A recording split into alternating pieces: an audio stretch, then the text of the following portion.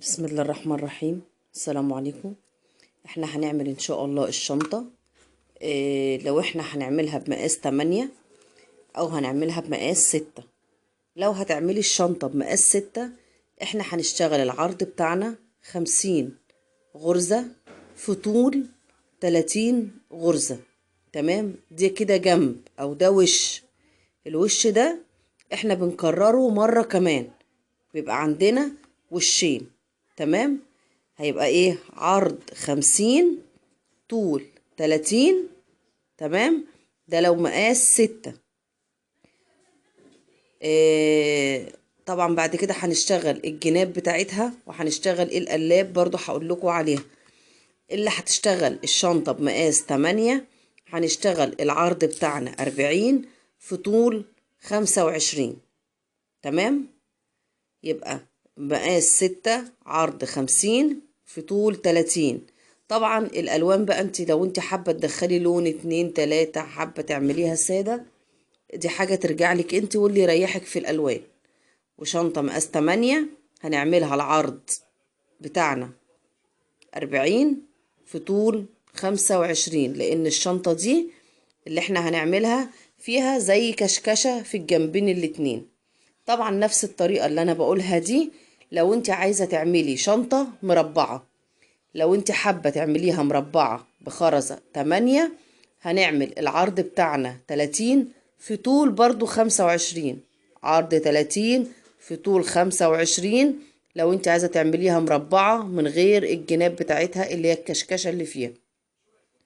ولو بمقاس 6 يبقى هتعمليها 40 في طول 30. طبعا احنا بنشتغل بفتلتين 2. هوريكم طبعا او انتوا شفتوا معايا كم مرة حاولنا نشرح طريقة سهلة ان احنا نشتغل بيها بفتلتين. هاخد اول حاجة هم الاربع خرزات بتوعي، هضم الفتلتين على بعض. طبعا احنا كلنا عارفين الموضوع ده، او لو احنا مش عارفينه. تمام، ادي الفتلتين اهمت. هحط فتلة على واحدة اهي واعديها من تحتها، وامسك الطرف التاني كده في ايديا واعدي بالطرف من اول خرزاية. تمام، واسحبها. هتبقى عملت عندي عقدة اهي. اخد العقدة دي واشدها، ادخلها جوه الخرزاية اهي. العقدة اهي ادخلها جوه الخرزاية واشد طبعا ايديا عشان تبقى ايه الغرزة بتاعتي ماسكة نفسها اهي. تمام، انا قلت انا هشتغل بخرزاية 8، يعني هعمل العرض بتاعي 40. انا كده عملت واحدة. تمام، هلضم هنا في الفتلة معايا مجموعة من الخرز. لو عايزة تلضمي العدد كله بقية 40 الضميهم براحتك. لو الخيط معاكي كبير ومساعي معاكي، عايزة تلضمي مثلا مجموعة مجموعة، مفيش مشكلة. دي اسهل طريقة انك تشتغلي بفتلتين بس بفتلة واحدة. يعني انا هستخدم اهو الفتلتين معايا في الشغل، بس هستخدم في ايدي او اللي انا هستخدمها اكتر حاجة فتلة واحدة.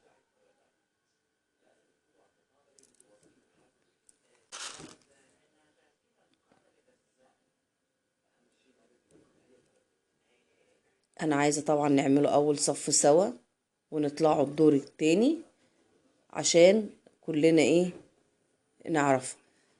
انا قلت انا ايه، انا هعملها عينة. يعني انا ماليش دعوة بالمقاس اللي انتوا هتعملوه، انا المهم عندي الفكرة هتوصل لكم وبس. تمام، انا هعملها مثلا 25 او 20 العرض بتاعها، يعني هعملها حاجة صغيرة مش كبيرة. وفي نفس الوقت الحاجة الصغيرة اللي انا هعملها دي في ناس طلبوا ان احنا نعمل بورتوفيه مع الشنطة. فدي هتديكي قريبة جدا طبعا، او هي شبه آه البورتوفيه. تمام، ادي الخرز بتاعه اهو. دخلت شوية في الناحية الشمال اهي، انا ماسكاها في ايدي اهو بالناحية الشمال. هلفها كده مثلا ايه على ايديا طبعا، وابقى سايبة الخيط بتاعي مهوي شوية كده اهي عشان يتحرك معايا رايح جاي. تمام اهو. وهاخد الطرف التاني ادخل فيه خرزتين بالشكل ده اهو. خدت الخرزتين، هاجي في الطرف اللي انا قلت عليه اللي في ايدي الشمال هنزل خرزايه لتحت، ومن فوقيها هعدي الخيط بتاعي اهو بالشكل ده اهي. ده عديته وادي الطرف اهو في ايدي. هاخد الخرزايه الاولانيه اهي، في واحده اهي في الخيط عندي تحت، هاخد الاولانيه واسحب الخيط بالراحه كده. انا طبعا انا متحكمه فيه وماسكاه هنا عشان ما يكلكعش معايا اهو، واسحبها كده بالراحه اهي. ادي العقده بتاعتي بقت فين؟ في الفتله اللي هي واقفه. اسحبها وادخلها جوه الخرزايه بالشكل ده اهو. دخلت جوه، اطمنت، اقوم شاده بقى كده الاتنين مع بعض. اجي اعملها تاني، اخد خرزتين تمام. ادي الخرزتين بتوعي، واجي من الجنب الشمال انزل خرزايه اهي تحت، واجي فوقيها واعدي بالخيط اهو. انا عديت اهو بيه، هقوم واخده الخرزايه الاولانيه ومعدياها في الخيط طبعا من تحت لفوق، واسحب بالراحه كده معايا اهو. تمام اهي. العقده دخلت عندي جوه الخرزايه، طمنت انها بقت في نص الخرزه. اشد بقى ايه بايدي طبعا عشان الشنطه تبقى ماسكه نفسها شويه. هي طبيعي مع الاستخدام هتطرى، بس لما تطرى مع الاستخدام غير لما تتعامل من البدايه وهي طريه. انزل اهو الخرزايه بتاعتي اهي، واعدي بيها يوم من هنا تمام. واجي اعدي بالخرزايه الاولانيه واسحب الخيط بتاعي بالشكل ده اهو بالراحه كده اهي. كده العقده اهي دخلت جوه الخرزايه واطمنت. اشد بقى ايه الفتله بتاعتي.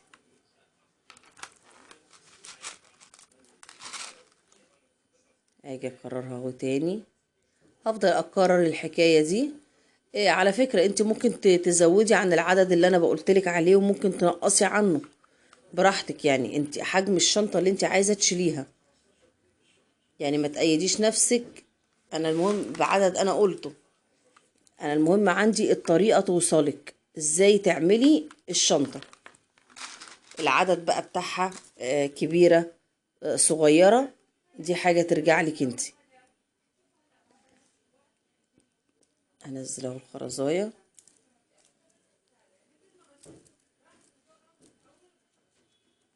تمام اهي، واعدي الفتله بتاعتي. هفضل ماشيه نفس الطريقه لحد ما بوصل لاخر خرزايه. طبعا منساش ان لما بوصل لاخر واحده انا باخد التلاتة كلهم في جنب واحد تمام، عشان الخيط بتاعي يبدل معايا ويطلع لفوق عشان اطلع بيه الدور الجديد. ادي الخرزتين التانيين، واجي من هنا واخد واحدة بس. يعني في ايدي الشمال انا باخد خرزاية، في ايدي اليمين باخد الخرزتين تمام اهو.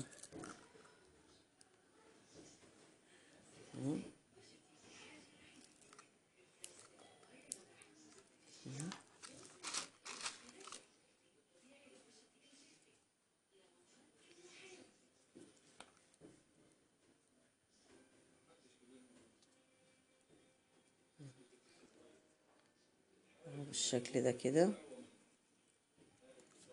تمام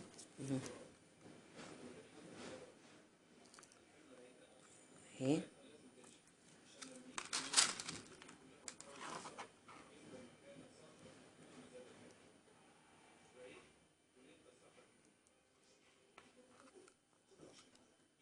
تمام اهو.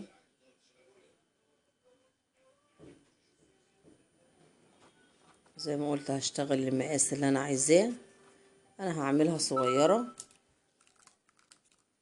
انت كبري براحتك المقاس بتاعك اللي انت عايزاه، وتقدري تغيري في الموديل برضو زي ما انت عايزة. لا، طالما الفكرة وصلتك ازاي هنعملها، يبقى تقدري تغيري براحتك في الموديل زي ما انت عايزة. والالوان طبعا تقدري تغيري في الالوان زي ما انت عايزة.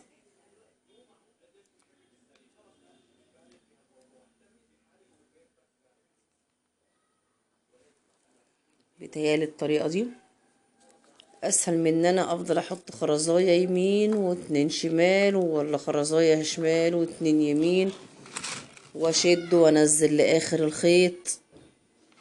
لا، انا مالكه اهو في ايدي طرف بسحب منه خرزاية خرزاية، والطرف التاني يا دوبك بعدي بس منه. طبعا دي برضو ايه بتعمل معايا في الوقت شوية، التانية بتاخد وقت اكتر.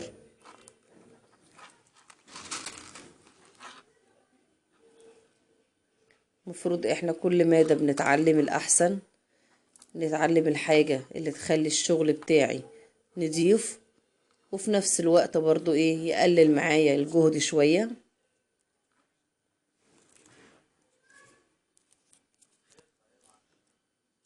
طبعا معروف شغل الهاند ميد ان هو متعب، بس طالما انت بتحبيه هتقدري تنجزي فيه وتتعلمي فيه كل حاجة.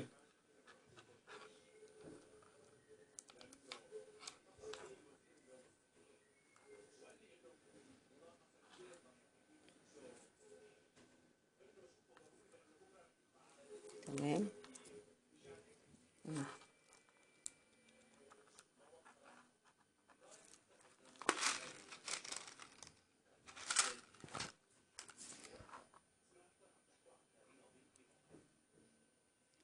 بالشكل ده.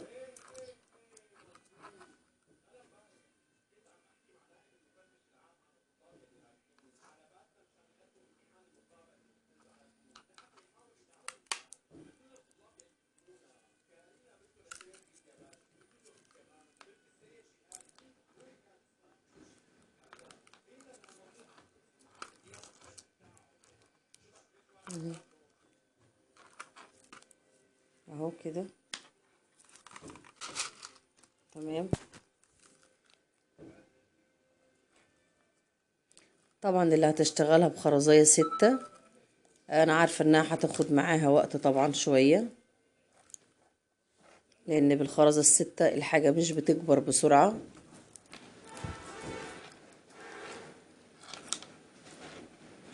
تمام. كده انا عملت ادي 1 2 3 4 5 6 7 8 9 10 11 12 13 14 15. كده لسه 15 واحدة.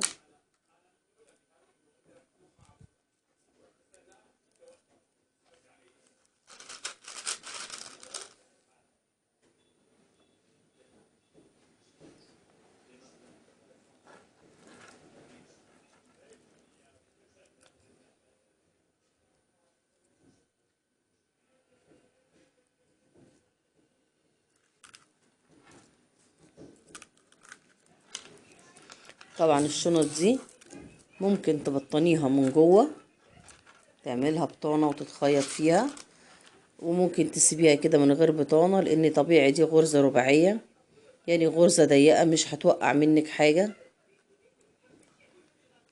بس هي الاشيك ليها انها تتبطن من جوه. تتبطن بقى ازاي؟ ان انا بعد ما بخلصها، تمام، بجيب مثلا قطعة الستان او البطانة اللي انا هبطن بيها، ويفضل طبعا تكون نفس لون الخرز اللي انا اشتغلته، لو هو لون سادة. لو لون، لو داخل فيها الوان كتيرة، بحاول اوفق اقرب لون ليها.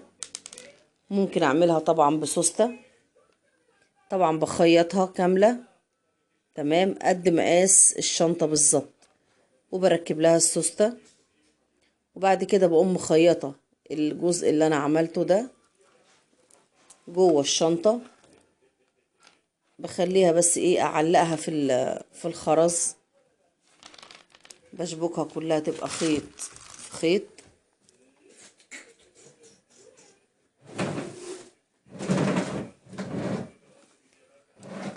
كده دي الغرزة ال19 معايا. تمام. انا بس عايزة ايه اطلع معاكم الدور الجديد. هاجي في الفتلة اليمين هاخد 3 خرزات. ماشي، ادي 1 2، ادي 3 خرزات في جنب واحد، والجنب التاني فاضي اهو من غير خرز. جنب فيه الخرز وجنب فاضي من غير خرز. وهلف برضو على الفتلة بتاعتي اللي هي ما فيهاش خرز، واعدي من اول خرزايه. تمام. واسحب الخيط بتاعي بالشكل ده. هلاقي الفتلتين بتوعي طلعوا معايا بقوا فوق اهم. كده هبني ايه، كده هبدأ هعمل الدور التاني. طيب انا مش عايزة برضو الدور التاني يبقى بالنسبة لي حاجة صعبة، برضو عايزاه اشتغله بطريقة تسهل عليا الشغل. هاخد الطرف اللي هو من جوه، الطرف الداخلي، واعديه مثلا من 5 خرزات بحيث انه يبقى قريب مني مش بعيد بالشكل ده كده.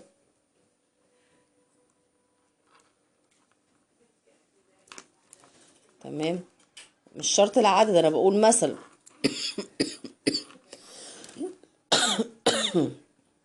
انا اسفة 5 خرزات 6 خرزات، يعني ايه مش فارقة. هاخد ال3 خرزات طبعا عشان دي بداية الصف في الطرف اليمين بتاعي. تمام. دلوقتي انا عندي الخيطة بتاعتي اللي انا مشيتها ماشية اهي، شايفينها ماشية ما بين الخرز. همسكها اهو برضو الطرف التاني اهو الفه على صبعي كده. تمام اهي. وهاجي باللي انا دخلت فيها الخرز بتاعي اهي في ايدي اهو الخرز. تمام. هعدي من ورا لقدام اهي تحت الفتلة اللي ماشية تحتها. ادي الفتلة اهي طلعت معايا. هقوم جايبة اخر خرزاية من تحت لفوق بالشكل ده. انا ايدي صبعي التاني حاكمها اهو، واسحبها كده بالراحة. تمام اهي.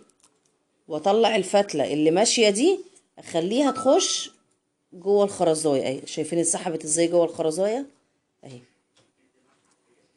اجي اخد خرزتين تانيين.